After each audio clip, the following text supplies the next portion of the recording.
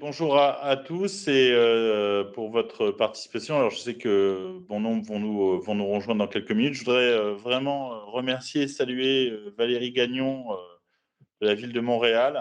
J'ai hâte de pouvoir l'écouter, rien que déjà au niveau si, j'aime beaucoup Montréal, donc ce serait avec grand plaisir de l'entendre, mais non seulement parce que ça me rappelle beaucoup de souvenirs, mais deux, également sur le sujet qui est extrêmement prégnant concernant l'approche carbone au niveau des villes.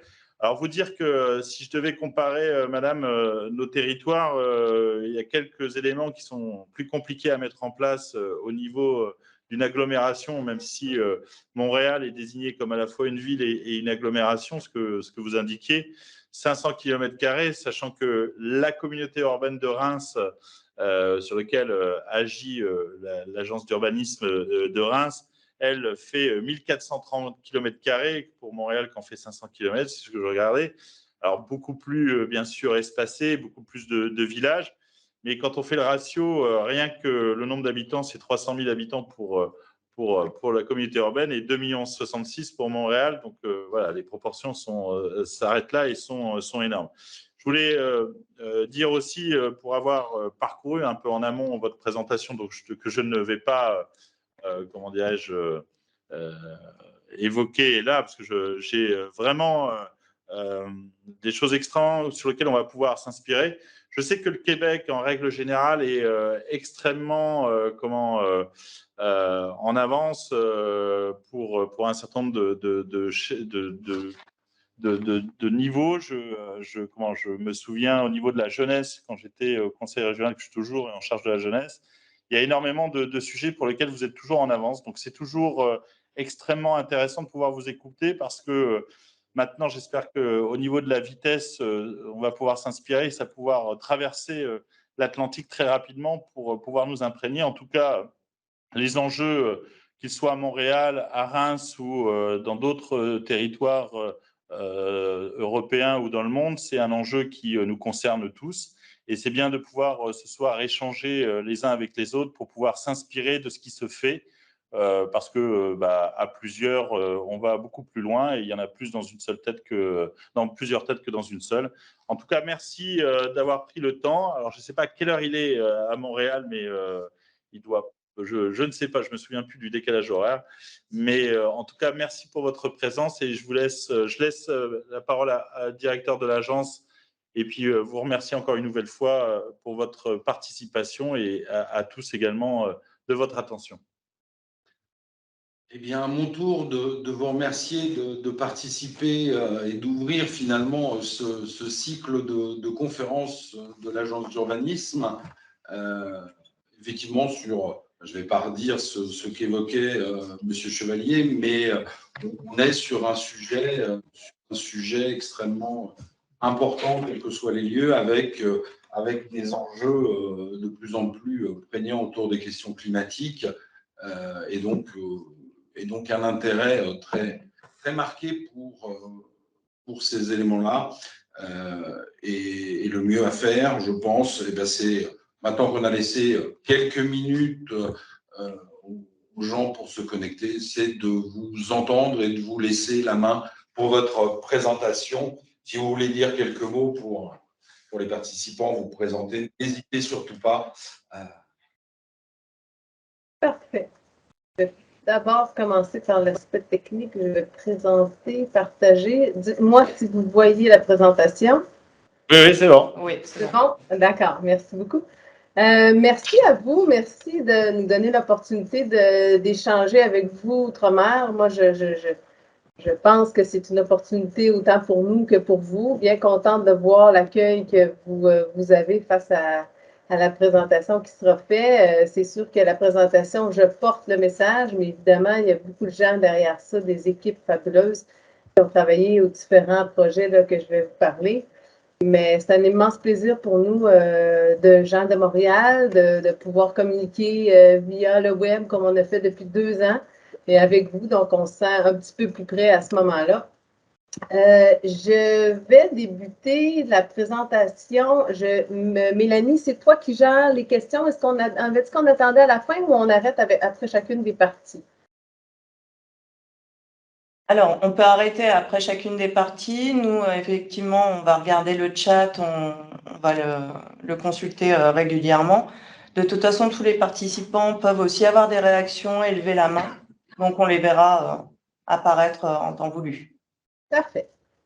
Donc, peut-être pour compléter l'introduction, je me nomme Valérie Gagnon, je suis directrice de la mobilité depuis 2019 à la Ville de Montréal depuis 1997-99, mes premiers débuts à la Ville de Montréal. Donc, j'ai évolué à l'intérieur de différents services à la Ville, mais à la tête de la mobilité depuis quand même quelques années. Donc, ça me fait plaisir d'être avec vous. Merci beaucoup encore, Mélanie, pour l'organisation, tout ça. Et je tiens à me remercier ma collègue Maëlle, qui est sûrement présente aussi dans la salle virtuelle, là, qui m'a aidé à structurer la présentation. Alors voilà, démarrons dès maintenant. Donc, ce que je vous présente, ce que je vous offre comme présentation aujourd'hui, puis en espérant avoir des questions, des commentaires de votre part, c'est de présenter Montréal dans le contexte de la carboneutralité, comment on se situe, quel est le contexte dans lequel nous sommes et comment on souhaite évoluer, quelques exemples de projets amorcés et à continuer également pour se rendre vers une carboneutralité. On sait que quand on est une municipalité ou un équivalent là, de votre côté, là, je sais qu'il y a différents paliers régionaux et tout ça, il y a beaucoup de défis, on a beaucoup d'attentes envers nos entités. Donc, c'est important d'avoir des stratégies, des visions, mais aussi d'être capable de faire atterrir des choses concrètes pour que les gens le comprennent, s'y rattachent, voient évoluer les choses et qu'on soit capable d'avancer ensemble, la communauté en général, vers la transition écologique et la carboneutralité. Donc, je vous propose ce qui suit. La première partie, donc, sera vraiment un contexte sur Montréal et son climat et Montréal 2050, comment on se projette dans les futures années. La deuxième partie sera beaucoup plus appliquée sur des exemples concrets de projets, d'initiatives qui nous permettent d'aller toucher la transition écologique et la carboneutralité dans différents projets, donc vraiment du concret. Et la troisième partie sera beaucoup plus courte, mais je pense que c'est important en tant qu'entité publique de se doter d'indicateurs et de façons de voir est-ce qu'on avance vraiment, de se comparer entre nous, puis comment on peut mesurer cet avancement-là. Donc, c'est toujours des défis que nous avons en termes de gestion administrative publique. Alors, sans plus tarder, M. Chevalier l'a mentionné un peu, la Ville de Montréal. Montréal, pour vous, peut-être que certains d'entre vous ne sont jamais venus, alors d'ailleurs, je vous invite à venir. Montréal, c'est un peu un mélange européen et nord-américain en termes de culture, en termes de façon de faire, avec une langue française très présente, avec un accent, je sais, qui est très différent, mais quand même une langue française très bien ancrée. Donc, c'est quand même particulier comme le Québec, là, mais particulièrement Montréal est très cosmopolite aussi, là, beaucoup de différentes cultures sur notre territoire. Alors, ce que vous voyez ici, c'est l'archipel de Montréal. Montréal, la ville, c'est la partie en bleu. Donc, la ville de Montréal, c'est la partie en bleu qui est sous-divisée en 19 arrondissements. Et vous avez les parties en orange qui sont les autres villes de banlieue sur l'île. Donc, quand on parle de ville de Montréal, c'est en bleu. Quand on parle d'agglomération de Montréal, c'est le bleu et l'orange. Et quand on parle de la grande région de Montréal, bien, vous ne l'avez pas ici, mais c'est les couronnes nord et les couronnes sud. Donc, tout autour de cette île-là, on a la rivière des Prairies et le fleuve Saint-Laurent dans la partie au sud, qui fait qu'on a un secteur qui est quand même assez particulier avec des responsabilités qui sont partagées au niveau central. Comme moi, j'origine de la direction de la mobilité, je suis au central. Donc, je dessert l'ensemble tous les territoires en bleu, même certains territoires en orange pour notamment les pistes cyclables. Et les arrondissements ont des services, par exemple, de proximité comme le déneigement, les sports et loisirs, etc. Donc, il y a une subdivision des responsabilités entre le central et les arrondissements. Et aussi, on est partenaire dans certains domaines avec les villes de banlieue. Donc, Montréal, je vais laisser la carte, puis je vais vous donner un petit peu pour que vous l'ayez en tête. Montréal, comme le disait M. Chevalier, c'est 500 km², près de 2 millions à peu près d'habitants. Très bien desservi quand même au centre ici. Vous voyez, le centre-ville de Montréal est dans ce secteur-ci. On a des lignes de métro, 68 stations de métro, un bon réseau d'autobus. C'est sûr que plus on va, on s'éloigne du centre, le service peut être différent. Il y a des trains de banlieue qui vont dans les couronnes nord, dans les couronnes sud. Donc, on a une desserte quand même assez importante de transport collectif. Environ 1000 km de pistes cyclables, je vais vous en parler davantage. Et donc, quand je parlais tout à l'heure d'une ville cosmopolite, on parle de 120 nationalités différentes également.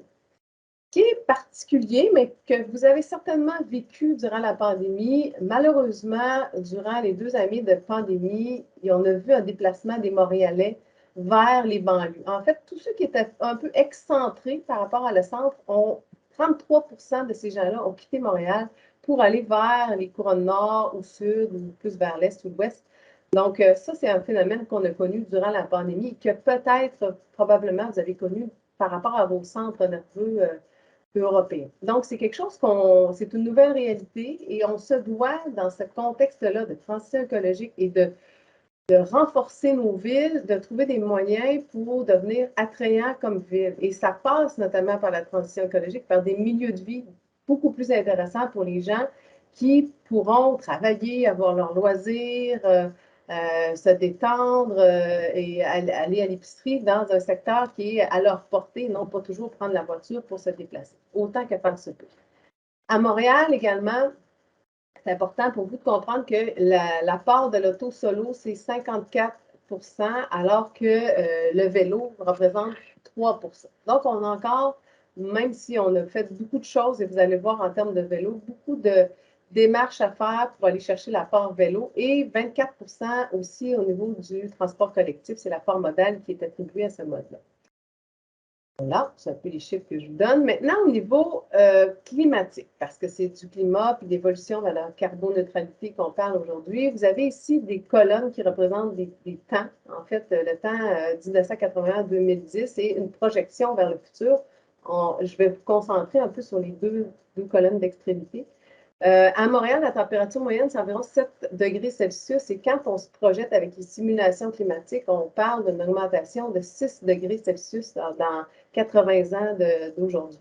Donc, c'est quand même beaucoup. On connaît de plus en plus aussi, vous voyez ici, des jours où est-ce que où nous connaissons des chaleurs accablantes, comme vous avez connu là, il y a plusieurs années avec en France là, des désastres humains avec des chaleurs accablantes qui atteignent les gens les plus vulnérables. Donc, nous aussi, on a cette réalité-là avec une projection de plus en plus nombreuse de ce nombre de jours-là où est-ce qu'il fera très chaud. En moyenne, on a 1000 mm de précipitations annuelles. Ça veut dire de la pluie, de la neige, du verglas, du grésil, tout ce qui peut être le cocktail possible de précipitation sur une année. On parle de 1000 mm, mais ça va augmenter. Donc, ce qui dit augmentation de précipitation, on parle de risque d'inondation, on parle de risque de verglas. Peut-être que vous connaissez peut-être moins ça, mais en 1998, on a eu un gros cataclysme à Montréal, notamment avec du verglas qui s'est pris après nos fils électriques et qui a fait tomber des pylônes. Donc, c'est quand même un risque naturel très présent et qui, non seulement maintenant, on a sécurisé les réseaux de lignes électriques, mais on a aussi, ça crée le verglas des enjeux au niveau des routes, des trottoirs, la sécurité des gens. Donc, c'est une réalité d'extrême météo qu'on doit faire face. Tout comme les tornades qui sont de plus en plus présentes. Je vous ai parlé tantôt des chaleurs accablantes. Donc, ça fait partie de la réalité de Montréal. Et donc, pour faire face à ces changements climatiques-là qu'on voit depuis, ça fait longtemps qu'on en parle, très longtemps, trop longtemps qu'on en parle, on commence à voir des gestes concrets au niveau planétaire, mais ce n'est pas encore assez vite. Et Montréal a quand même adopté en fin d'année 2020 un plan climat 2020-2030.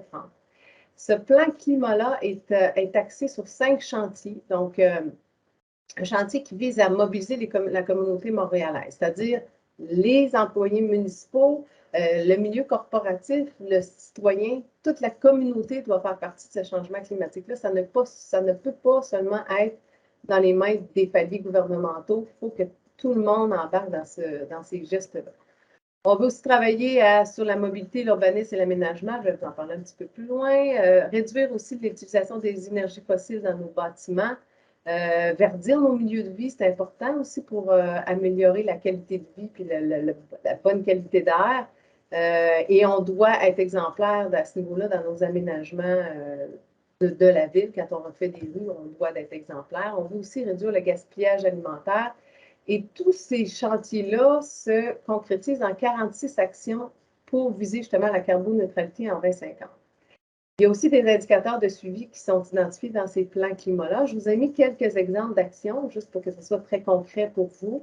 Donc, on voit ici que dans une des actions, c'est de planter 500 000 arbres de plus d'ici 2030 et avoir un 10 de territoire qui est dans l'air protégé, 10 total en air protégé. On vise aussi une réduction de 55 des émissions de gaz à effet de serre d'ici 2030. Donc, c'est maintenant, puis vraiment maintenant qu'il faut commencer. Donc, il faut être assez agile et assez agressif dans les mesures qu'on va prendre. Donc, il y en a quelques-unes ici, autres mesures. Là, je ne les nommerai pas toutes, mais ça vous donne une petite idée. Je vous ai mis le lien en bas de page aussi. Vous pourrez aller le voir davantage. Un autre plan de base, en fait, pour nous aider à faire cette transition-là écologique et viser la carboneutralité, c'est qu'une fois qu'on a adopté notre plan climat, la Ville aussi a adopté un plan stratégique Montréal 2030. Donc, comment on se projette en termes d'entité municipale avec nos citoyens pour rendre notre milieu de vie meilleur, puis être plus résilient économiquement, socialement, écologiquement, dans tous les sens? Comment on va travailler ensemble pour y arriver? Donc, le plan stratégique se base sur 4 orientations qui se déclinent en 3 échelles d'intervention. Les 4 orientations sur lesquelles on veut avancer, c'est d'accélérer évidemment la transition écologique. Vous voyez qu'il y a un lien avec l'autre, tout est interrelié, là. Renforcer la solidarité, l'équité et l'inclusion, amplifier la démocratie et la participation. Tout comme vous, tout comme chez vous, les gens sont de plus en plus au courant, ils veulent de plus en plus être impliqués. C'est important qu'on trouve un mécanisme pour les impliquer davantage. Et ça, c'est pas facile dans des entités, des structures qui existent depuis longtemps, puis qui sont habituées de travailler d'une certaine façon, mais il faut travailler à amplifier la démocratie citoyenne. C'est important. Stimuler l'innovation et la créativité, bien, s'il faut aller vite, il faut aller mieux, il faut développer des nouvelles façons de faire, il faut changer des choses, bien, ça passe par l'innovation et la créativité. Et tous ces 4 orientations-là, il faut les décliner à 4 niveaux. Donc, Montréal, en tant que métropole, on va choisir des actions pour accélérer la transition écologique qui vont être à ce niveau-là, mais au niveau humain, il y a des actions que les gens doivent prendre aussi, puis au niveau du quartier. Donc, c'est important de voir ces aspects-là d'échelle. Et dans le plan stratégique de Montréal, c'est de cette manière-là qu'on l'aborde pour arriver à présenter et travailler sur 20 priorités, pas 200.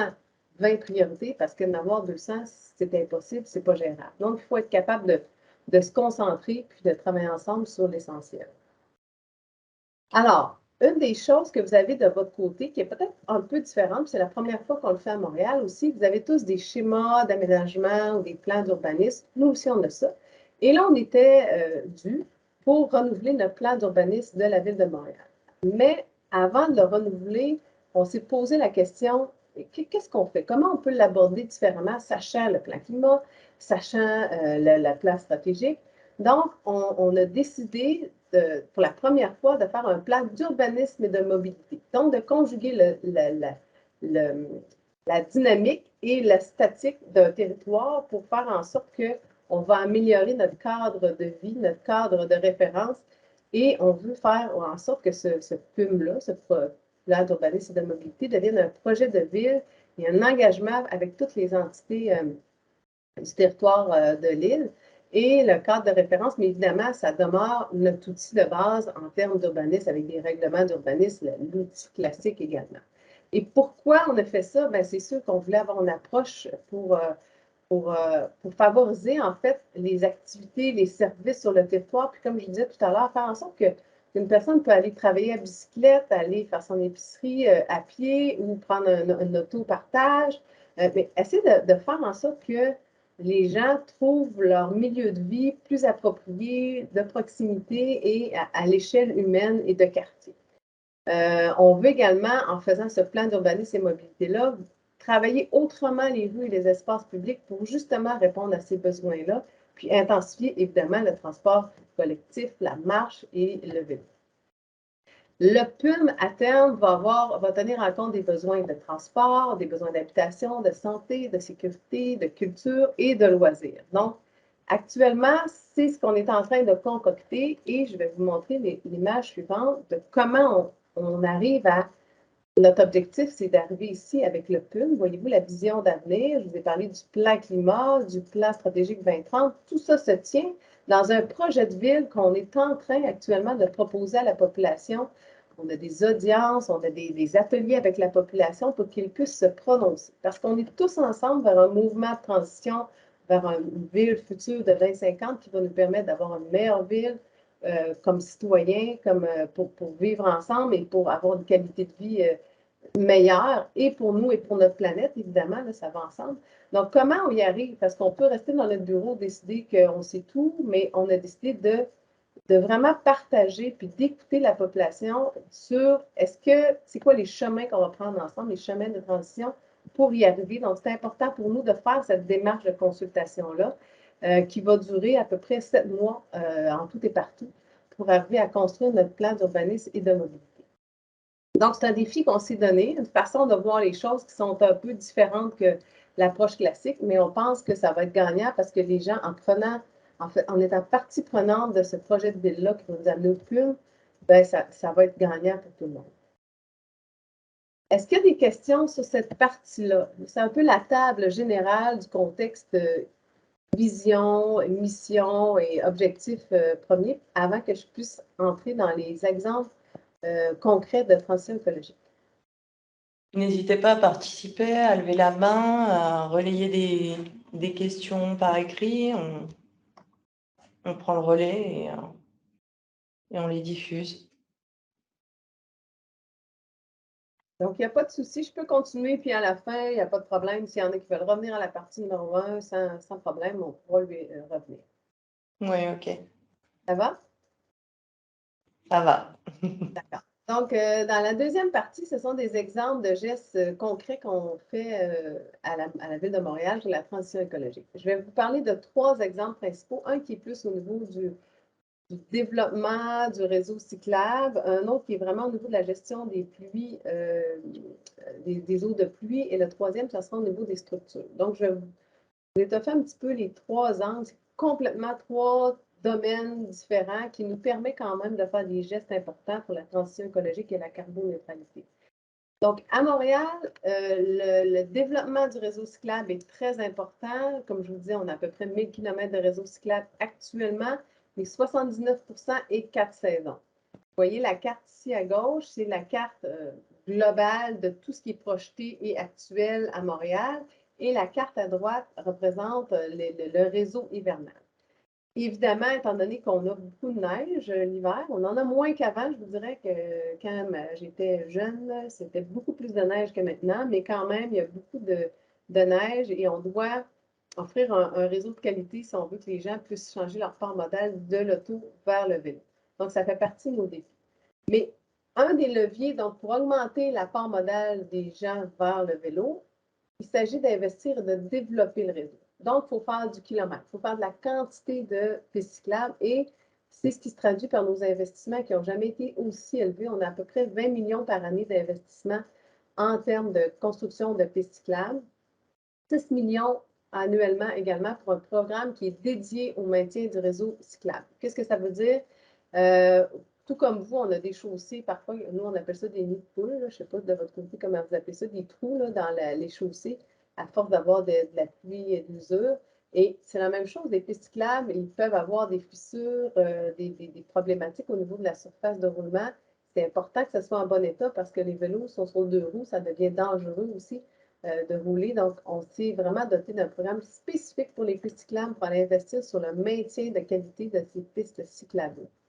On a aussi un 250 000 en budget de fonctionnement. Le budget de fonctionnement, pour nous, j'explique un peu, c'est des projets qui sont moins dans l'infrastructure de béton ou de construire quelque chose. On est vraiment plus au niveau du marquage et des bollards ou de la signalisation. Donc, des choses qui sont plus légères, mais qui nous permettent quand même de continuer de développer par une ligne au sol, par exemple, en prenant l'espace de manière plus agile et moins coûteuse.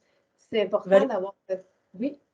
Valérie, 2 secondes, je te coupe. On nous demande combien représentent ces sommes par habitant?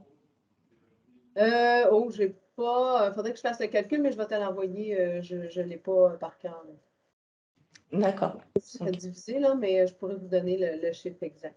Moi, en fait, ouais, je pourrais vous redonner par habitant, qu'est-ce que ça représente, pour vous dire ça. Oui, bon, on mettra en complément de ton PowerPoint qu'on diffusera après sur les réseaux. Parfait. Ouais. Bon. Merci. Donc, pas de problème, pas de souci. Donc, l'idée ici, c'est de développer, faire du kilomètre, mais du bon kilomètre. Et là, je vais vous en parler un petit peu plus tard, là, quand je veux dire du bon kilomètre, ça veut dire quelque chose, il y a un sens à ça, mais je vais y revenir plus tard. Donc l'investissement est une preuve de l'importance qu'on va accorder au réseau cyclable. Un des développements majeurs dans lesquels nous avons investi au cours des dernières années, depuis 2019 notamment, c'est le réseau Express Vélo. Peut-être que certains d'entre vous en ont entendu parler. C'est un réseau qu'on vise à développer à terme de 184 km sur 17 axes que vous voyez sur la carte ici. Vous voyez les axes en gris foncé et en rouge. En rouge, c'est la première phase qui a eu lieu de 2019 à 2022. C'est 5 axes principalement. Ceux qui connaissent Montréal, on parle de la rue Peel, qui est quand même une grosse rue, la rue Berry, la Jeunesse, Végé, Saint-Antoine, Bellechasse et Souligny. Ce sont des rues artérielles, donc pas des petites rues, des rues importantes parce qu'il y avait déjà une présence soit de vélo déjà ou soit automobile assez importante qu'on a décidé de prendre un espace et de construire une structure de réseau express vélo. Puis je vais vous montrer qu'est-ce que c'est un réseau express vélo, qu'est-ce que ça représente. Et pourquoi on a fait ça? C'est qu'en 2018, on a consulté les citoyens et on a dit, au niveau du vélo, où est-ce que vous en êtes? Qu'est-ce que vous cherchez? Qu'est-ce que vous voulez développer? Il y a une consultation, puis les gens, ce qui ressortait, ils mentionnaient j'aimerais me sentir plus en sécurité quand je fais du vélo. J'aimerais que mon enfant puisse aller à l'école seul en vélo. J'aimerais être capable de ne pas être pris derrière quelqu'un quand moi je suis plus rapide que cette personne-là. Je suis obligée de me tasser dans la rue, de m'exposer au véhicule au lieu de rester dans la piste cyclable parce que la personne en avant de moi, elle n'avance pas assez rapidement. Je suis un petit peu plus rapide. Plusieurs constats qu'on a fait.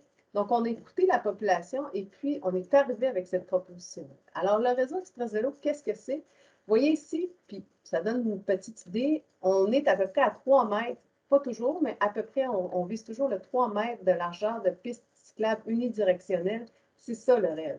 Le réseau Express Vélo, c'est cette voie unidirectionnelle-là, beaucoup plus large, qui permet de dépassement, mais aussi d'accompagner son enfant. L'enfant peut y aller seul ou on peut l'accompagner et se déplacer en compagnie de ces jeunes-là, de nos jeunes, en toute sécurité. On parle aussi d'une zone tampon aussi avec des bollards flexibles, donc qui font une protection par l'espace de nos cyclistes. On parle de protection aux intersections par des mailles de béton pour justement éviter que les automobilistes empiètent sur les voies cyclables. Donc, on protège nos cyclistes. On parle de ligne d'arrêt qui est reculée ici pour avoir une bonne visibilité au niveau des automobilistes qui voient bien qu'on donne priorité aux piétons, aux vélos à cette intersection-là. Les arrêts d'autobus, vous ne voyez peut-être pas bien ici, mais je vais vous le montrer dans une carte à vol d'oiseau tout à l'heure. Au lieu de les avoir en aval, il y en a plusieurs qu'on a en amont, c'est-à-dire de l'arrêt. On les a déplacés en aval de l'intersection pour vraiment une meilleure fluidité, une meilleure sécurité. Donc, ça a été des déplacements d'arrêt d'autobus. Évidemment, ce que vous voyez en vert, vous en avez aussi en Europe, des sas vélos pour l'entrée des virages à gauche, évidemment, pour sécuriser encore là le cycliste. Des traversées piétonnes qui sont beaucoup plus larges et prononcées, proches des stations de métro ou des corridors scolaires, donc pour protéger les gens qui traversent. Des éléments signature.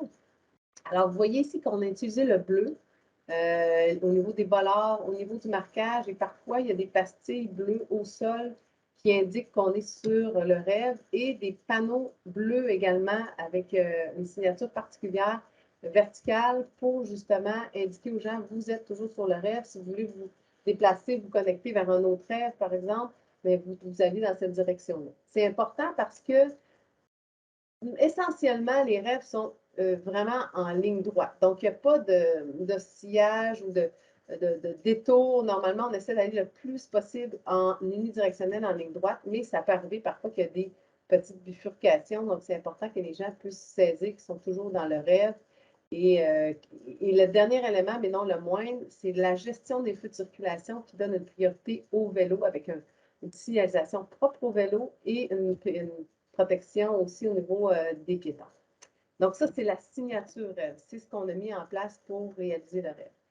Mais évidemment, comme je vous ai dit d'entrée de jeu, l'idée, c'est de prendre l'espace le plus rapidement possible. Donc, on s'est donné une stratégie d'implantation en disant, bon, on peut faire un rêve évolutif, transitoire ou permanent. Tout va dépendre des opportunités, des moyens qu'on a à notre disposition, du temps de conception, de l'acceptation aussi du milieu, de plein de facteurs.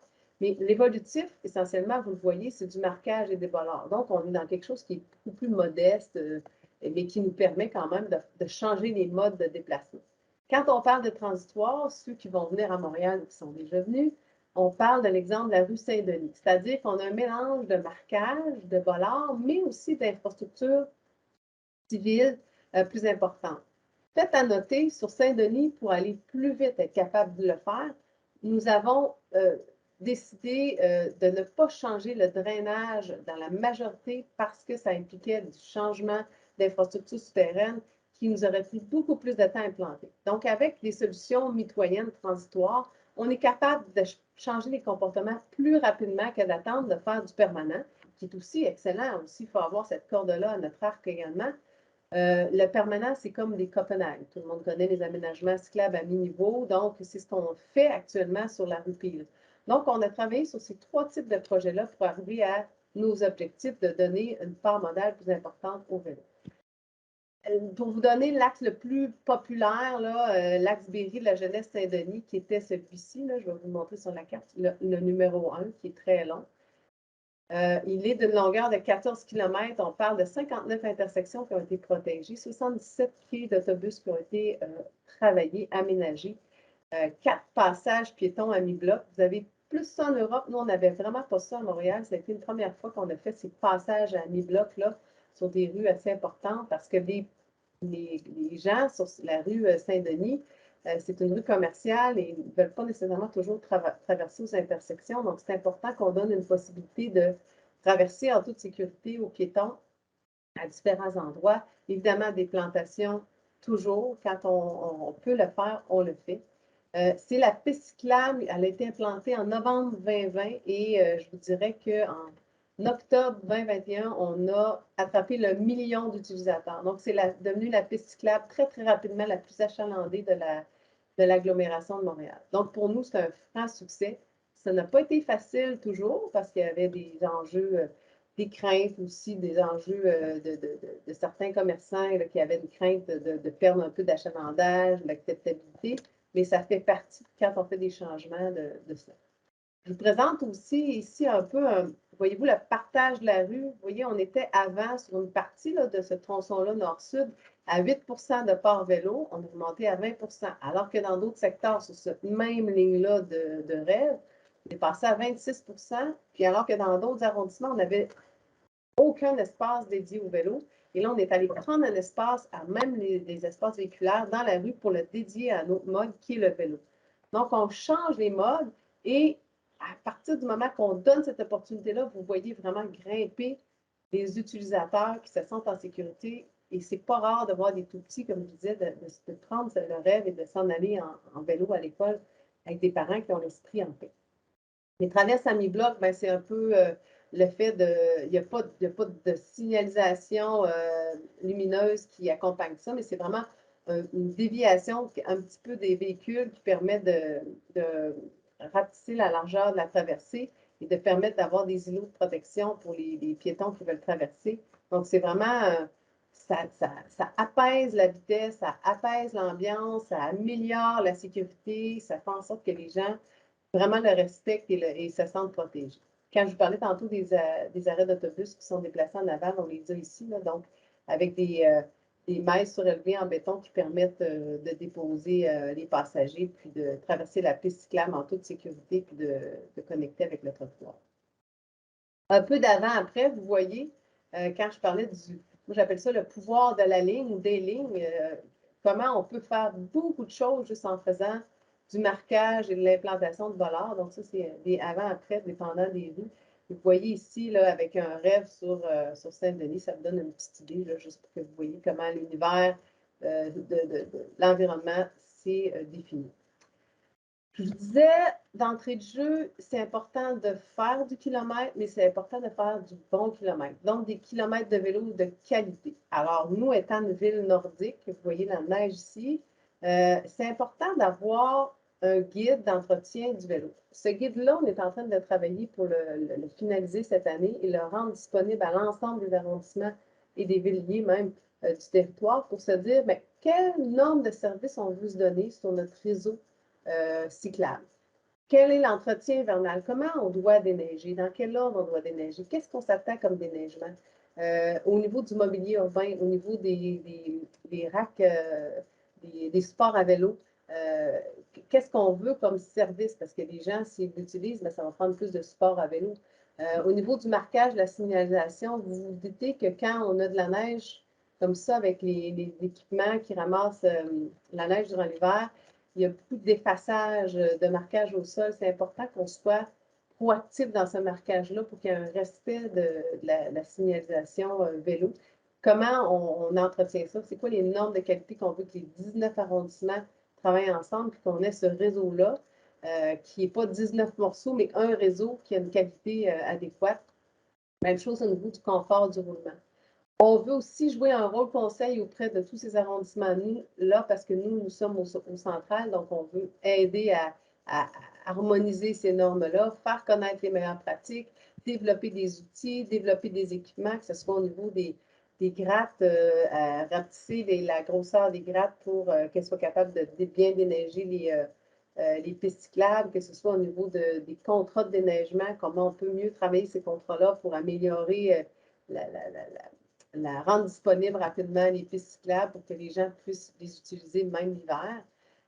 Donc, et on travaille également à hiérarchiser notre réseau. En fait, c'est comme vous, là, vous avez des autoroutes, des routes, des ruelles, des rues locales. Donc, même chose pour le vélo. Quelle norme on va se donner avec un réseau plus structurant, plus solide, versus une piste cyclable qui est dans une rue locale peut-être moins fréquentée? Ce n'est pas les mêmes normes qu'on veut. Donc, comment on peut hiérarchiser notre vélo et associer à ça des bonnes pratiques qui sont promues, communiquées aux arrondissements afin qu'on puisse améliorer nos façons de faire. Puis voir aussi à l'international, on n'est pas la seule ville nord-américaine à avoir de la neige. Donc, comment les autres font et comment on peut mieux travailler à améliorer nos façons de faire. Donc, ça, c'était pour la partie vélo. Je vous amène maintenant dans le deuxième exemple qui va nous permettre qui nous permet, nous, la ville, de faire une avancée de transition écologique plus responsable. Ici, on parle des infrastructures vertes drainantes. Alors, ça décline en deux types, là, essentiellement les saillies drainantes, vous voyez ici, et les fosses drainantes. Donc, les fosses d'arbres, il n'y a pas de saillies, là, à proprement dit. Et la Ville souhaite adopter et mettre en œuvre un plan qui vise en 2023, qui vise à réduire de 10 les surfaces de voirie au bénéfice des infrastructures vertes drainantes. Pourquoi? Pour capter 5 mm de pluie interceptée en moyenne. Là. En fait, la Ville, elle décline sa stratégie en deux grands volets. Un volet, c'est de dire, bien, comme vous, probablement, vous avez des bassins de rétention pour les eaux de pluie. Les bassins de rétention, ça doit être assez important, c'est gros, ça prend de la place, c'est beaucoup de coûts, c'est des infrastructures et des travaux pendant des longues périodes, des gros investissements.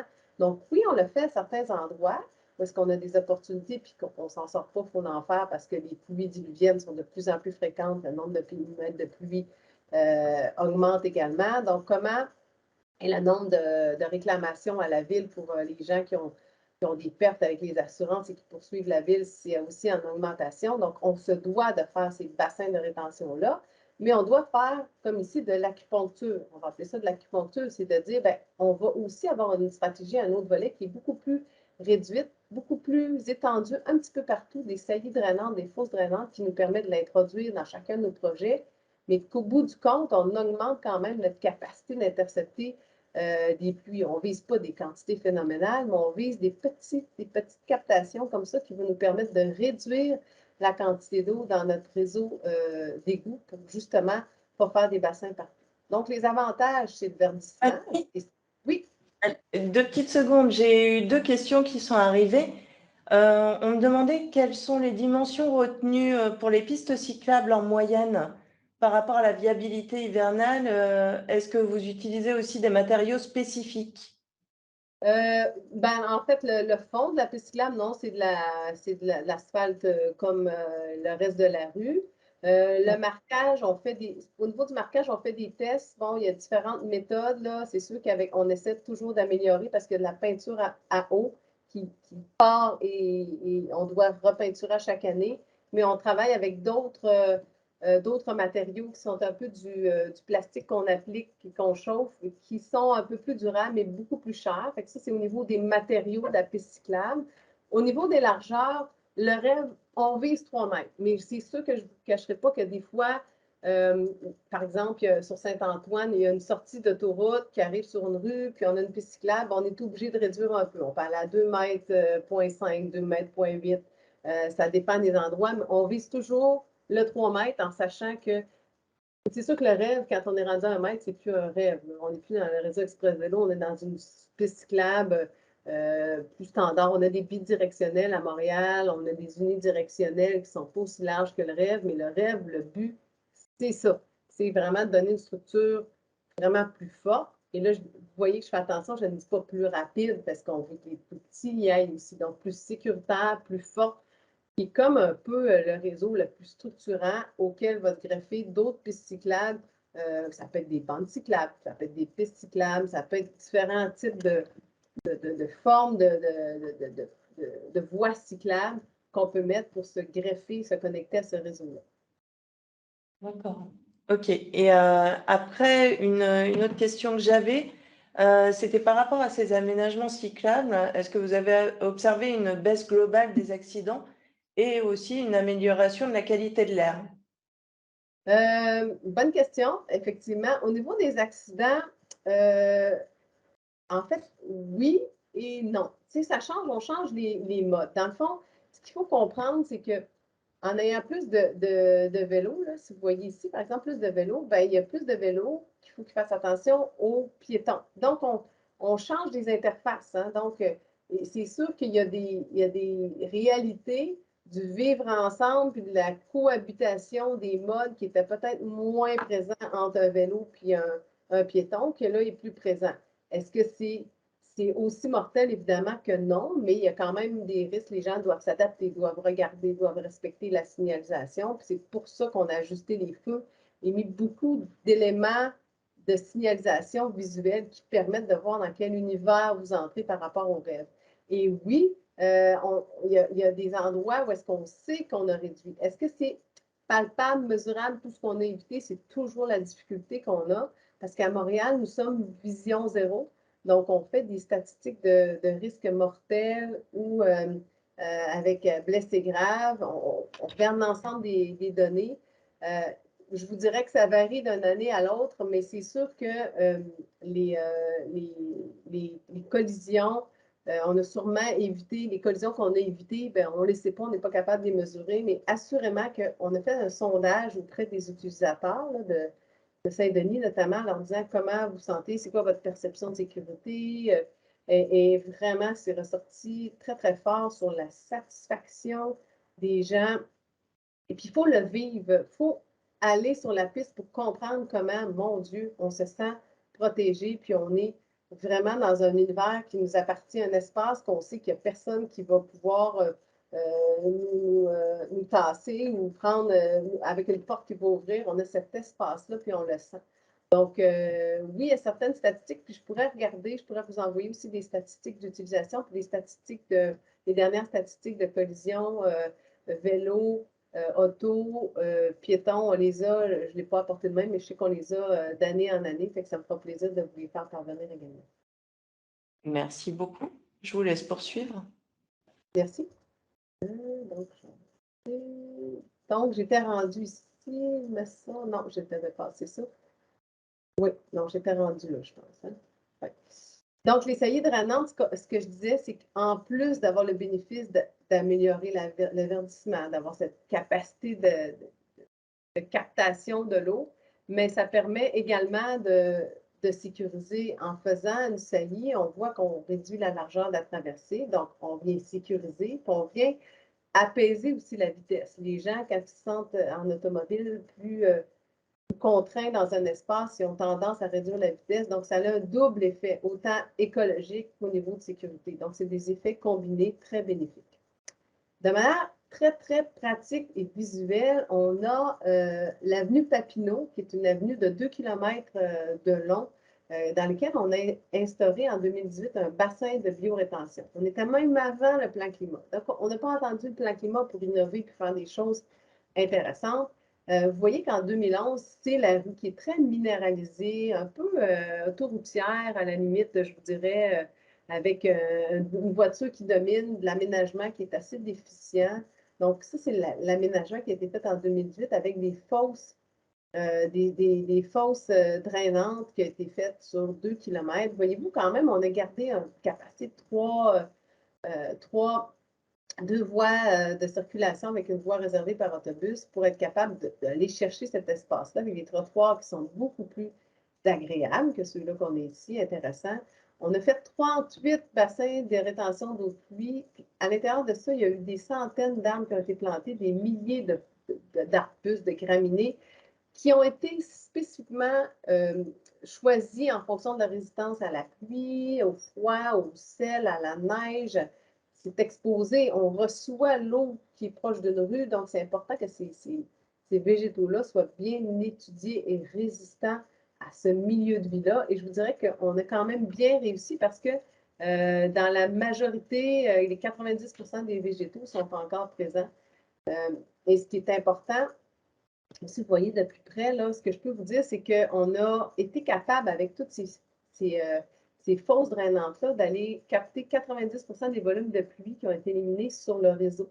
Et ça équivaut à, ça ne vous dit rien, peut-être 6 piscines olympiques.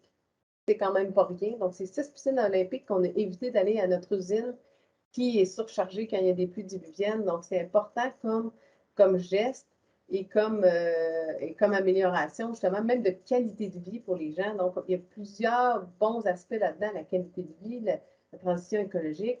C'est des éléments qui sont importants et qu'on est très fiers aussi. Ça a gagné plusieurs prix, là, ces bassins de rétention. Troisième exemple, on change de domaine, mais puisque nous parlons en personnes qui travaillent dans les municipalités ou des équivalents, vous avez aussi probablement des projets de ce genre, de structures, de ponts, de rues que vous faites aussi dans vos entités gouvernementales ou municipales. Ici, c'est le pont de Darwin qui est situé ici sur l'île des Sœurs qui fait partie de Montréal. Donc, c'est un pont qui était à toute fin pratique à la fin de sa durée de vie et que nous devions remplacer. C'est une structure qui est faite de 2 ponts, dans le fond. Vous voyez ici, dans le milieu, il y a du verdissement qui a été fait. Et je ne sais pas si vous réalisez, là, en termes d'inclusion et de sécurité, comment, pour nous, c'était aussi important qu'une femme, qu'un enfant, que toute personne qui ne se sent pas sécure puisse se promener en dessous de ces structures-là, parce que c'est piéton aussi, et se sentir sécuritaire. Donc, il y a un éclairage particulier. C'est ouvert au centre. Ce n'est pas un long tunnel qui fait en sorte qu'on peut se sentir moins sécuritaire, moins en sécurité. Donc, cet aspect-là a aussi été pris en compte dans le design de ce projet-là. Donc, c'est une conception qui a été faite à l'interne totalement par nos ingénieurs à l'interne en collaboration avec l'Université de Sherbrooke. Après 17 ans de recherche et développement, on a le pont, la beauté de ce pont-là, vous ne le voyez pas là, à l'œil nu, c'est un pont de béton, mais à l'intérieur duquel on a remplacé 10% du béton par de la poudre de verre recyclée. Donc, c'est une première au monde. C'est pour ça qu'on a fait beaucoup de conférences là-dessus, en introduisant ce matériel-là pour justement, on sait tous que la production de ciment, c'est très, très néfaste pour l'environnement. Donc, en réduisant notre quantité de ciment, en la remplaçant par de la poudre de verre recyclée, ben, on joue sur les 2 niveaux, là. On fait moins de production de ciment, puis on utilise un matériel qui est recyclé. On a utilisé 70 000 bouteilles de vin pour introduire dans ce pont-là. Ça équivaut à 40 000 kg de ciment de moins qu'on a sauvé dans la structure du pont. Et donc, ça nous a permis de réduire 40 tonnes d'émissions de CO2, ce qui est équivalent, j'ai des chiffres là pour vous, à une voiture qui parcourt 200 000 km par année. C'est quand même beaucoup. Mais en plus de tous ces aspects environnementaux-là, on a juste des gains, là, quand vous voyez ici. On a une fierté d'équipe, évidemment, vous les voyez ici. On a du développement, on a un projet qui peut faire qui inspire beaucoup d'autres projets. Mais en plus de ça, c'est que l'introduction de la poudre de verre fait passer la durée de vie de la structure des deux ponts de 75 ans à 125 ans. Donc, on est gagnant sur toute la ligne. Et ce projet-là a gagné le prix d'excellence en 2021 de American Concrete Institute. Donc, c'est vraiment un projet dont nous sommes très fiers. Vous voyez, là, c'est des gens de l'université et de la ville là, qui sont tous ici, qui ont participé à ce grand projet-là. Donc, c'est une forme d'innovation il faut le faire, il faut forcer cette recherche-là, il faut forcer l'implication de nos gens à l'interne pour être capable de sortir un petit peu des sentiers battus et de faire ces gestes-là environnementaux qui sont très bénéfiques. C'était les 3 domaines, je vous dirais, là, pour vous montrer autant qu'on peut travailler sur le transport actif, les structures, mais aussi tout ce qui est l'aménagement verdi dans une ville qui peuvent vous donner des idées ou nous permettre d'améliorer. Il y a bien d'autres initiatives qu'on peut faire, mais je trouvais que celle-ci était vraiment des gestes forts qui nous permettent d'améliorer justement notre bilan écologique. Je ne sais pas si ici il y a d'autres questions, Mélanie. Pour l'instant, pas d'autres dans le chat. Après, je pourrais laisser la parole et puis redonner le micro à certaines personnes si elles estiment que leurs questions sont trop complexes à écrire ou qu'elles n'ont pas le temps. Il n'y aura pas de souci, il suffit d'avoir une petite main levée et puis j'actionnerai leur micro. Pas de problème. Donc, la troisième partie, elle n'est pas très longue, mais c'est important quand on fait ce genre de gestes-là, de travaux-là, d'être capable de les mesurer parce que vous savez, vous êtes des élus parmi vous ou des fonctionnaires et on vous demande tout le temps, ben, donne-moi le bilan, est-ce que je peux démontrer ce bilan-là? Qu'est-ce qu'on a fait? Est-ce qu'on est capable de traduire ça à la population pour la faire comprendre ce qu'on est en train de faire, comment on a amélioré les choses qu'on a mis en place, les projets? Donc, nous, à la Ville de Montréal, il y a 3 catégories d'indicateurs actuellement. Ça fait quand même quelques années qu'on les utilise. Il y en a 11 en indicateurs de développement de la mobilité, 2 en indicateurs de verdissement. Ça va s'améliorer avec les années. Indicateurs de sécurité et de bien-être, on en a 10. Il y en a 2 dans la catégorie indicateurs de développement de la mobilité qui sont en cours.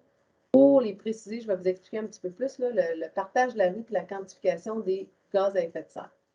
Je vais vous montrer les indicateurs de développement de la mobilité. À chaque année, quand on présente notre budget aux finances, à la Commission des finances, nous, c'est comme ça que ça fonctionne à la Ville de Montréal.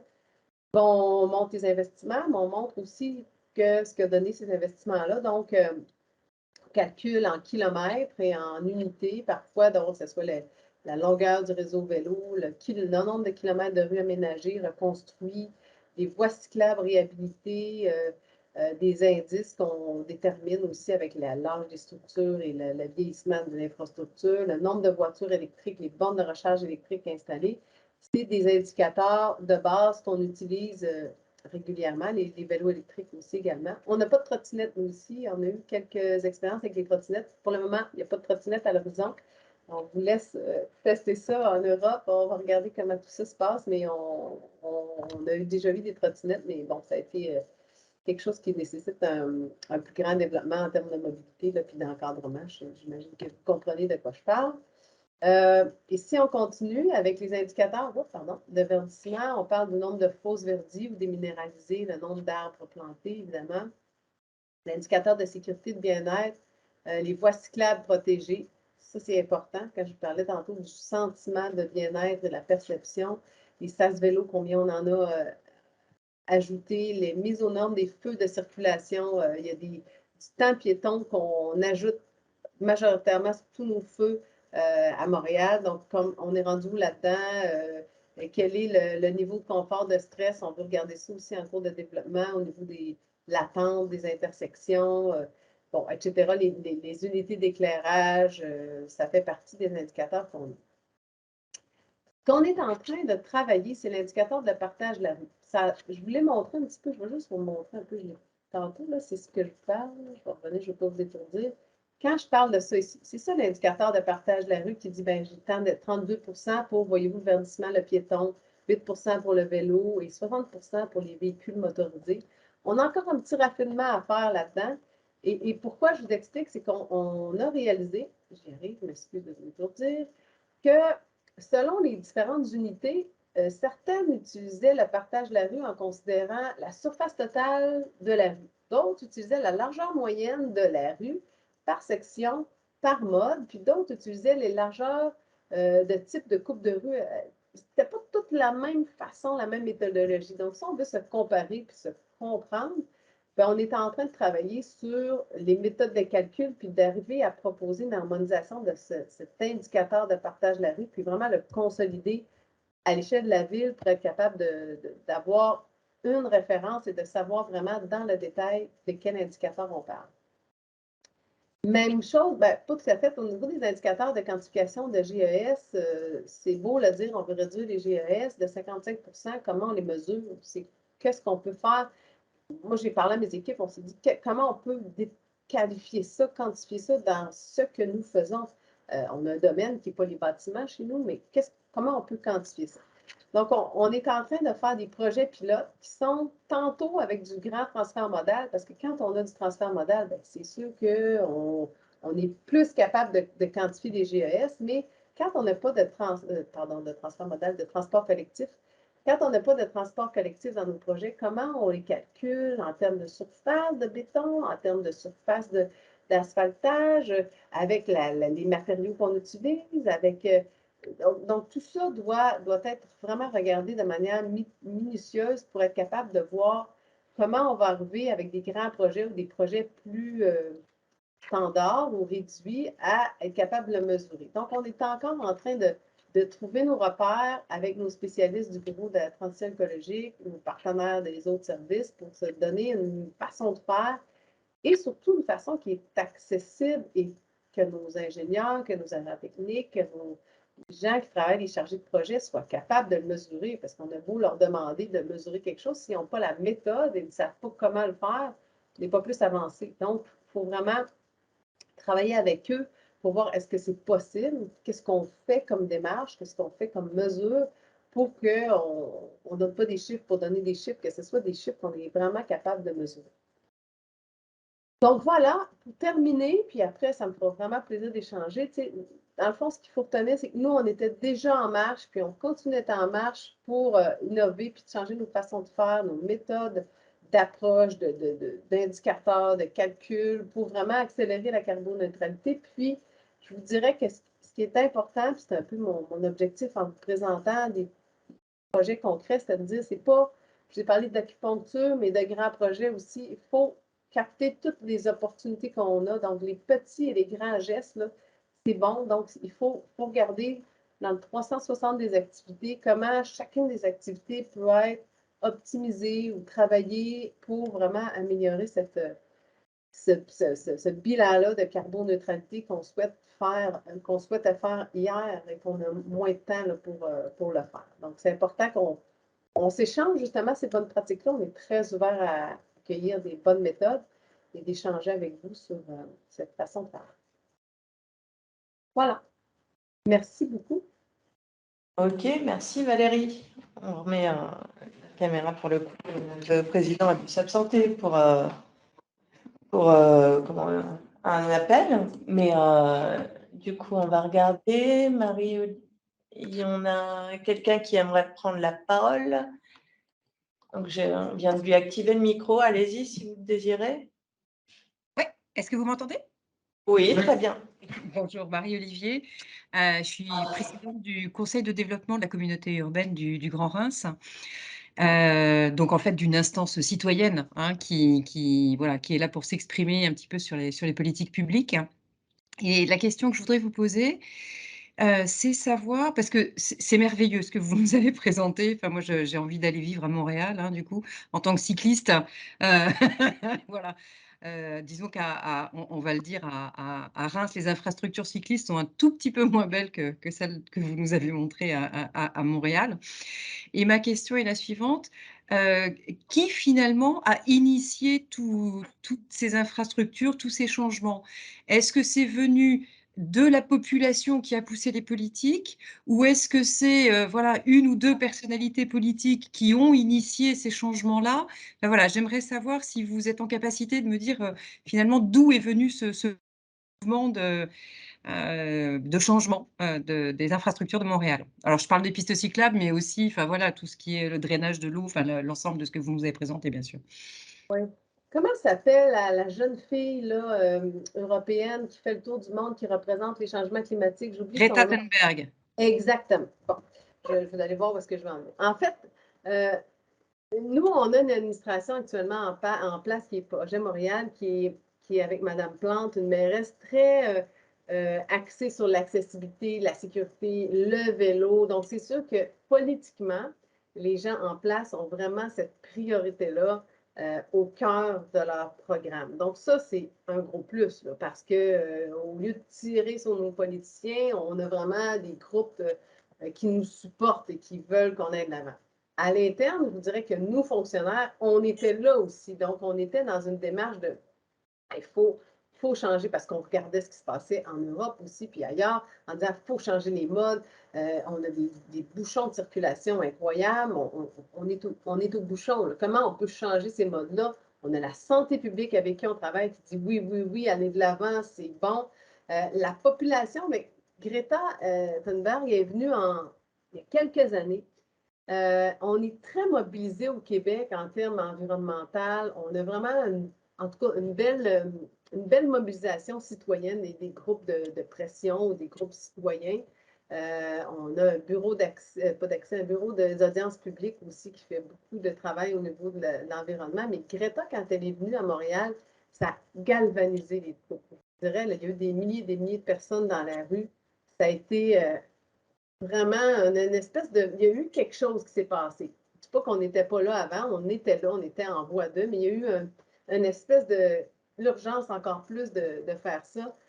Donc, je pense que c'est une conjoncture de nous qui forçons aussi au niveau fonctionnel, les politiciens qui étaient rendus là, la population qui en demandait, qui questionnait, qui s'attend à ça, qui est très mobilisée. On a beaucoup de vedettes qui se mobilisent aussi publiquement par rapport à l'environnement. Des gens montréalais qui veulent avoir des vélos, puis des groupes organisés qui font des Facebook, puis qui demandent. Donc, ça fait partie de la réalité. Fait que c'est pas un acteur, c'est une somme de tout ça. Et je pense que nous, on a eu les ingrédients, autant les bonnes personnes aux bons endroits, au bon moment. Je vous dirais même que quand il y a eu la pandémie, là, comme ça s'est passé un petit peu partout ailleurs, nous, on a fait des voies actives et sécuritaires qui sont des pistes cyclables super rapides qu'on a mis en place. Puis on a connecté 4 poumons à la ville. On a pris 4 parcs, on a pris de la place dans la rue, puis on a fait des pistes cyclables très larges, là, comme ça, mais rapidement, là, pour être capable que les gens puissent prendre de l'air parce que les gens étaient confinés. Donc, ça a donné le goût. Les gens ont fait « Oh, on est capable, on a cette capacité-là, puis on peut transformer. » Donc, il y a eu je ne sais pas, les gens ils réalisent, puis il y a une volonté, là, les gens réalisent qu'il y a moyen. Donc, il n'y a pas un ingrédient, c'est une panoplie d'ingrédients, mais le bon coup de pouce, c'est les politiciens qui sont soufflés par les citoyens également. Fait que c'est un mélange. Merci. Ok, sinon on a une question dans le chat. Faites-vous, en plus de ces aménagements, des campagnes de communication pour inciter à pratiquer le vélo? Ah, excellente question que j'adore. Moi, je vous dirais bien de manière transparente, pas assez. Pas assez, pourquoi? Puis c'est drôle parce que dans le plan stratégique vélo, quand je parle aux élus, on discute ensemble, il faut mettre des sous à hauteur du transport collectif. Je ne sais pas vous, là, mais comme nous à Montréal, il y a des publicités dans les médias, prenez le métro, prenez l'autobus, on se sent bien, on travaille dans l'autobus, etc. Il y a vraiment de l'argent qui est mis au niveau publicitaire, au niveau de la sensibilisation. Et quand on voit un investissement à ce point important au niveau du vélo, moi, j'en vois pas. On parle de la sécurité routière, c'est aussi important, mais je pense qu'il va falloir être plus agressif en termes de communication publique de la pratique du vélo. Oui, on en fait en termes de. À chaque année, nous, il y a le tour de l'île de Montréal avec Vélo Québec, qui est un organisme à but non lucratif qui vraiment promouvoit à l'ensemble du Québec le vélo. C'est très, très présent. Parfois, ils nous mettent de la pression, puis ça nous dérange, mais c'est correct, ça fait partie aussi de leur rôle. Mais ils font ces événements-là, vélo, pour justement une journée sans auto, plusieurs initiatives comme ça pour mettre à l'avant-plan le vélo dans l'univers politique ou public. Donc, c'est important de. Mais je pense que les villes, le gouvernement du Québec aurait intérêt à injecter davantage de sous dans la publicité, dans la promotion du vélo. On n'en a pas encore assez d'argent à ce niveau.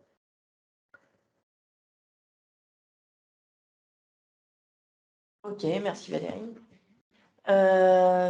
Si vous avez d'autres questions, si vous voulez prendre la parole, n'hésitez pas à lever la main, à activer un petit emoji. Moi, comme vous avez activé mon micro, j'en profite, je recommence. Allez-y, je vous en prie.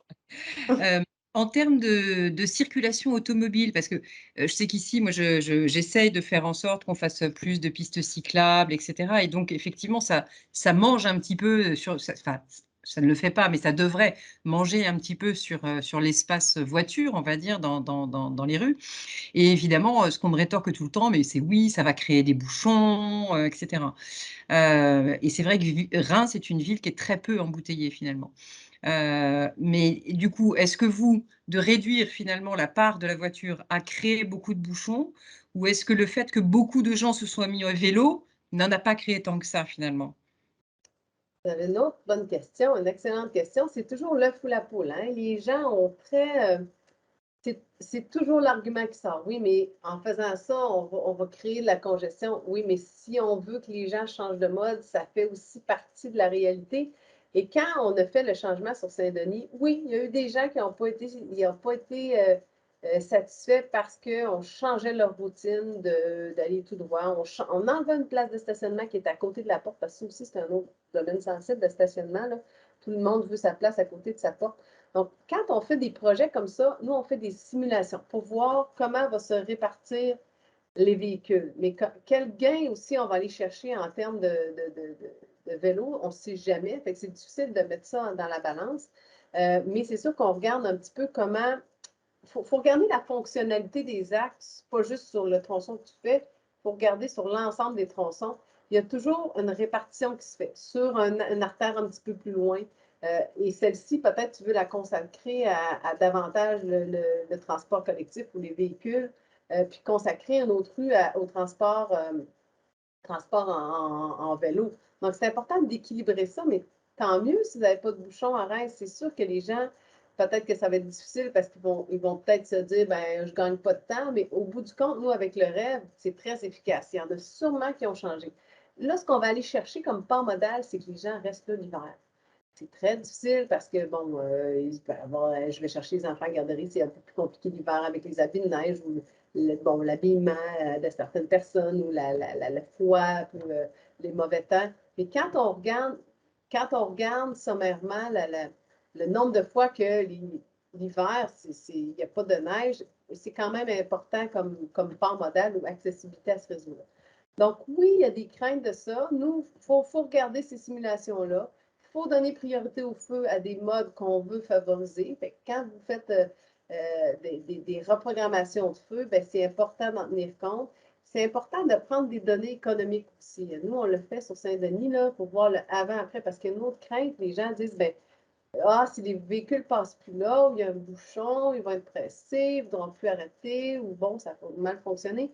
Bien, il faut prendre ces données-là pour aller voir les chiffres, voir quel est l'impact sur le commerce. Parce que souvent, ce sont des mythes. Puis c'est sûr qu'il y a des changements de comportement. C'est sûr qu'il va falloir marcher peut-être un petit peu plus loin. C'est aussi, on fait des analyses de stationnement pour voir quelle est l'offre de stationnement dans le secteur. Est-ce qu'en enlevant ces 8 places de stationnement-là, puis là, on regarde, est-ce que les parcomètres autour sont utilisés à 100 %? Il y a encore de la marge. Oh, il y a encore de la marge. Donc, en enlevant 8, on est dans un rayon à pied qui peut compenser. Donc, il faut faire des choix de société. Ces choix-là, il va y avoir des contents, des mécontents, mais il faut se donner l'opportunité de faire ces changements-là. Puis ça prend du courage. C'est certain que ça prend du courage. Si vous parlez à la mairesse Plante, ça n'a pas toujours été rose, là, puis je ne parlerai pas pour elle, là, ça n'a pas toujours été rose là, quand on a fait le Saint-Denis, parce qu'il y avait des hauts, des bas, il y avait des craintes et tout ça, mais la prestance, la conviction de nos équipes et du politique, ça a été le succès. De se dire, il faut y aller, puis on y va, puis on se fait confiance, puis allons-y jusqu'au bout.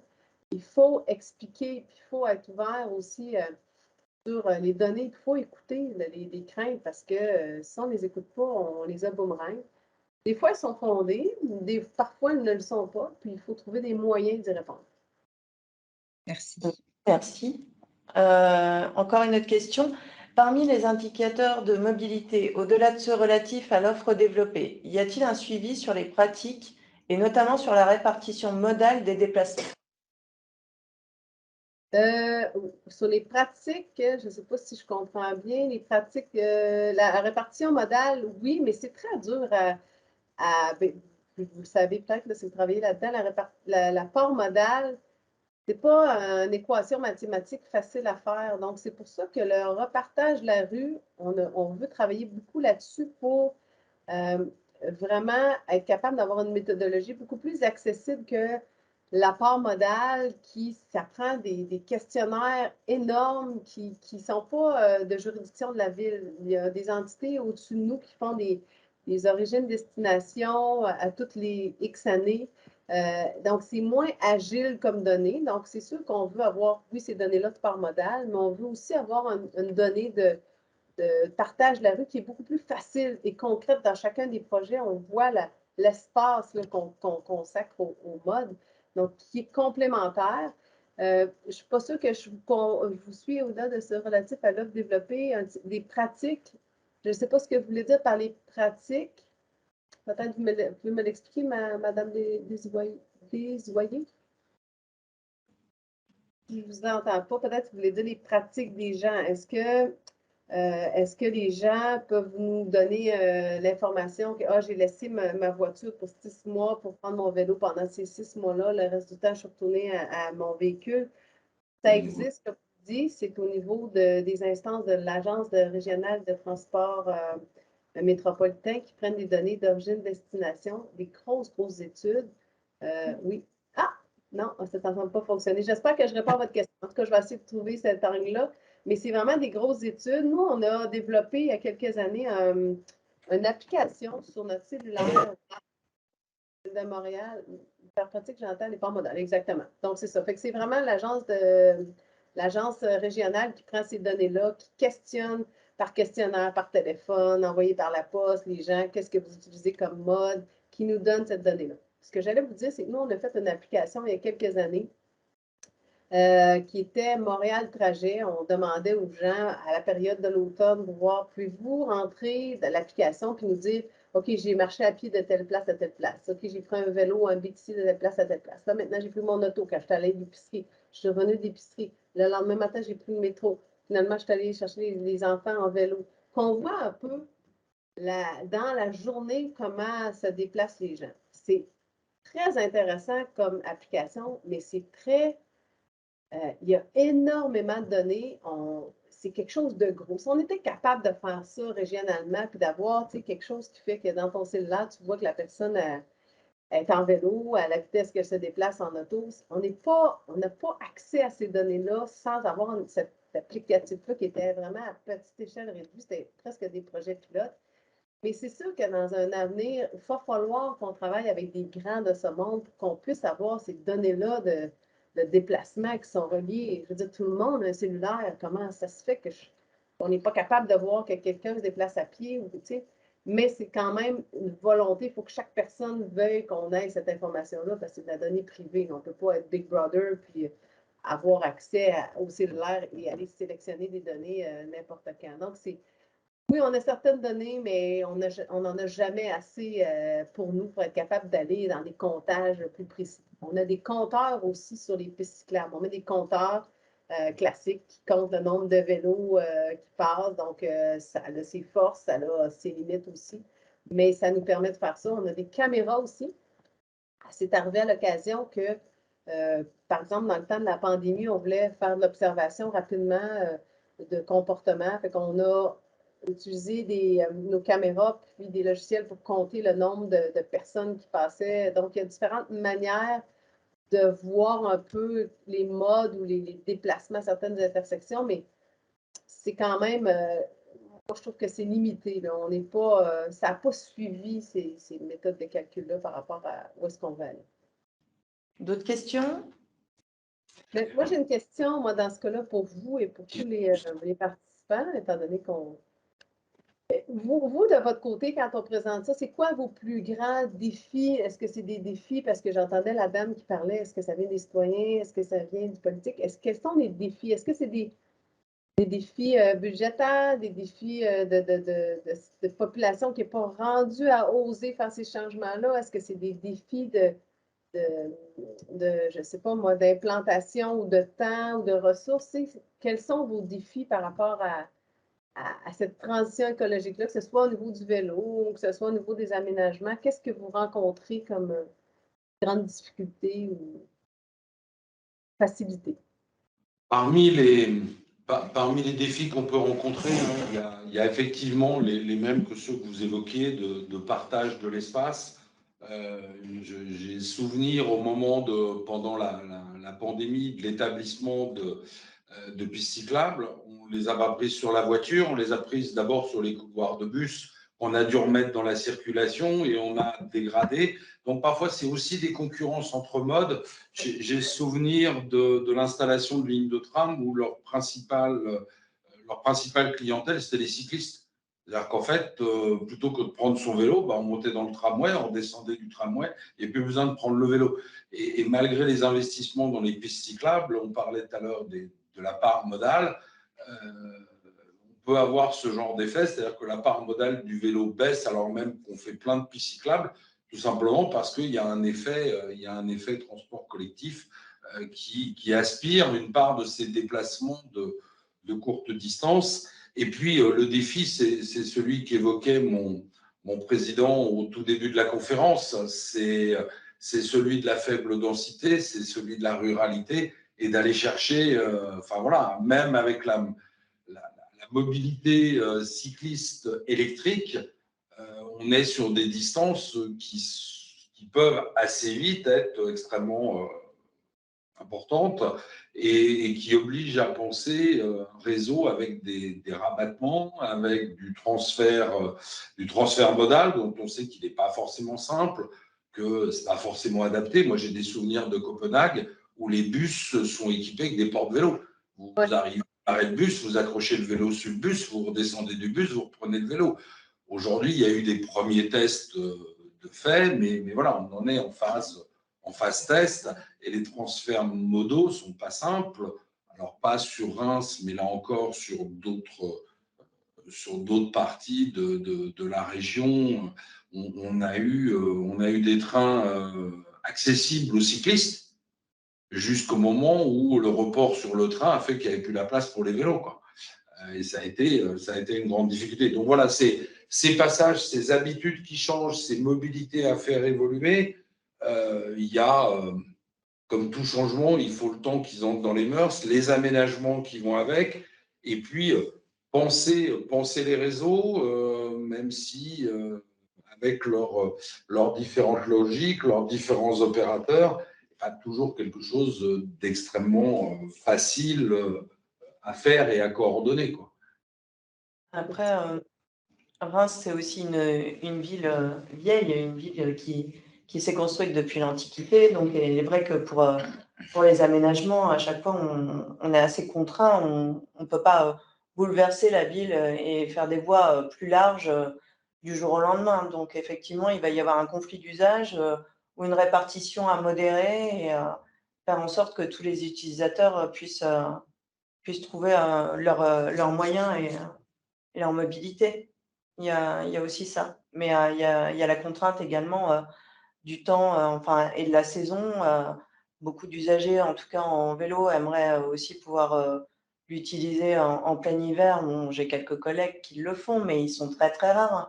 Après, c'est ça aussi, comment aménager ces pistes cyclables pour qu'elles soient empruntables en hiver en toute sécurité. C'est des us et des coutumes qu'on n'a pas encore et qu'on doit développer. Et, enfin, je repense, alors ici, on a moins le sujet, mais je travaillais dans une autre agence d'urbanisme. J'ai souvenir du nombre d'années qu'il a fallu pour avoir une tarification combinée entre la SNCF et l'opérateur de tramway. Plus de 10 ans de négociations pour arriver à un ticket qui permette de monter dans le train, puis de descendre du train et de monter dans le tramway, parce que ce n'étaient pas les mêmes opérateurs. Ouais, on a Voilà. ce même là à Montréal, exactement aussi, cette espèce de carte aux puces-là qui permet de cette mobilité-là commune. Mais on a encore Bixi, le vélo électrique est à part. Bon, le métro, l'autobus, c'est ensemble, mais le banlieue, c'est autre chose. Oui, ça devient compliqué à un moment donné. Il faut penser plus réseau et plus intégré que ça, là, mais oui. Il y a encore des défis de notre côté à ce niveau-là. On a une autre personne qui souhaitait intervenir. Antonin Gagnette, je suis enseignant à l'université et aussi animateur du groupe de travail stratégie bas carbone au sein du Conseil de développement. J'avais une question à poser juste en quelques secondes pour répondre à votre propre question. Je pense qu'en France, comme dit le président du Conseil de l'Agence de l'environnement, personne n'a pris conscience de l'urgence climatique. Et nous pensons encore que nous avons le temps. Mais bon, c'est son rapport qui est sorti il y a 2 mois et qui parlait de l'ensemble des politiques nationales, des collectivités, et ainsi de suite. Moi, j'avais une question. Reims mise beaucoup sur sa stratégie d'attractivité. Et je voulais faire le lien avec ce que vous nous avez dit, parce que moi, je me souviens qu'il y a déjà 10 ans, on disait de Montréal que c'était la Copenhague du Nord, c'était la ville la plus cycliste d'Amérique du Nord, et ainsi de suite. Et comment perçoivent les gens comment les gens perçoivent tout ce que vous nous racontez? Est-ce qu'ils sont fiers de ça et est-ce qu'ils ont conscience d'être un exemple pour des tas de gens? Fierté, absolument. Je vous dirais, on a justement présenté la semaine passée au congrès Vélo City qui était en, mon Dieu, je vais retrouver le nom de la place, Lili Jabi, en Slovénie. Oui. Ouais, c'est ça, il n'y a pas longtemps. Donc, on a présenté le rêve. Absolument qu'il y a une grande fierté. Est-ce qu'on réalise comment on peut être un phare? Tu sais, on n'est jamais prophète dans son pays. Hein, on regarde toujours ailleurs, puis on dit toujours on va améliorer. Fait qu'on regarde beaucoup en Europe. Moi, je parle beaucoup aussi. Nous, on est, comme je vous dis, on est un mix d'Europe et d'Américains. Donc, moi, je parle beaucoup aussi avec NACTO, qui est aux États-Unis, qui est l'association de mes équivalents aux États-Unis pour voir quels sont les défis. Ils ont fait des choses, par exemple, cette année à New York, qui ont pris possession d'espace à Times Square, que ça a changé complètement la dynamique. Des aménagements comme ça, des pop-up, des façons de faire des aménagements qui prennent l'espace. Puis autant on regarde en Europe au niveau des aménagements, justement, vélo. À Copenhague, on s'en inspire beaucoup, mais c'est sûr que bon, peut-être qu'on ne réalise pas autant que. Mais c'est sûr que quand on a fait le rêve, là, on l'a senti qu'il y a eu quelque chose de différent au Québec, là, parce que là, les autres villes font OK, ça a été des demandes de présentation pour dire expliquez-nous qu'est-ce que vous avez fait, venez nous montrer ce que c'est. Ça a vraiment marqué Montréal. Moi, je vous dirais, dans ma carrière, le projet le plus gros, le plus marquant, ça va. En tout cas, il y en a d'autres, là, mais le rêve est pas mal dans le top 3, là, je vous dirais. Parce que ça a été fait d'une manière très agile et très convaincue. C'est rare que j'ai vu ça des équipes du plancher aux politiques, tout alignées sur c'est par là qu'on s'en va, puis il faut qu'on réussisse. C'est très difficile d'aligner ça. Ça s'est produit, puis heureusement, mais on a encore du chemin à faire. Je ne vais pas aller précisément, mais on est en train d'en faire d'autres sur d'autres rues. Puis, je suis obligée de discuter avec des gens du domaine de la santé, là, Il y en a certains qui sont très, très vélo, mais il y en a d'autres que je suis obligée de les rencontrer à haut niveau pour leur expliquer, mais il faut qu'on travaille ensemble pour l'implanter devant votre institution, là, le nouveau rêve qu'on va faire. Fait comment on peut être en santé et pas promouvoir le vélo, mais en même temps pas vouloir que ce soit dans ma cour. Il y a encore des dualités dans les gens, là, puis quand ça touche à leur bien-être, à leur petite routine, c'est difficile. Donc, il faut accueillir ces changements-là, mais est-ce qu'on réalise? C'est sûr qu'on a une culture assez ouverte sur le monde, je pense, au Québec, là. Montréal aussi. Donc, on essaie de s'inspirer beaucoup d'ailleurs. Tant mieux si ça inspire d'autres, mais on reste super fiers. Mais on va toujours aller plus, plus, plus. On est vraiment dans un mode d'apprentissage et d'amélioration continue. Mais en tout cas, merci. Si vous voyez que c'est des beaux projets, ben, tant mieux. Puis ça fait écho chez vous. Moi, je pense qu'on est gagnant. Oui, merci. D'autres questions? Si tel n'est pas le cas, il me reste à vous remercier une nouvelle fois pour la qualité de ce que vous nous avez présenté et le temps que vous nous avez consacré. Et puis, voilà, les remerciements arrivent aussi. Et puis,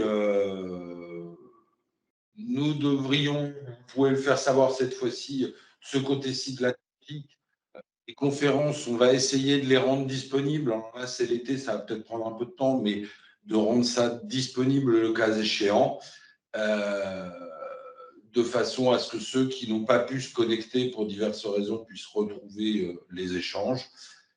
Et puis, vous souhaitez plein de bonnes choses pour le développement cycliste montréalais. Voilà, moi, ça fait maintenant presque 20 ans que je n'ai pas remis les pieds. J'appréhende, je ne vais plus reconnaître. Vous avez tout transformé, l'espace public.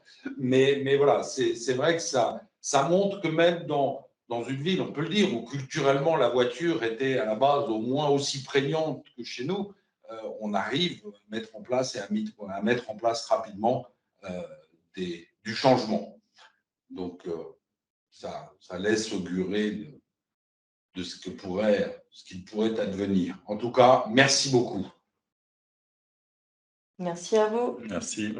Merci à vous de cette opportunité-là. Merci à tous. Puis, au plaisir de se reparler. Ah oui, avec grand plaisir, effectivement. Et puis, de toute façon, je pense que je récupérerai votre intervention pour mettre après une fois aux questions auxquelles on répondra toutes les questions de l'intervention des participants. Voilà. Merci. Bonne soirée à tous et bonne journée à Montréal. Au revoir. Merci. Au revoir. Au revoir.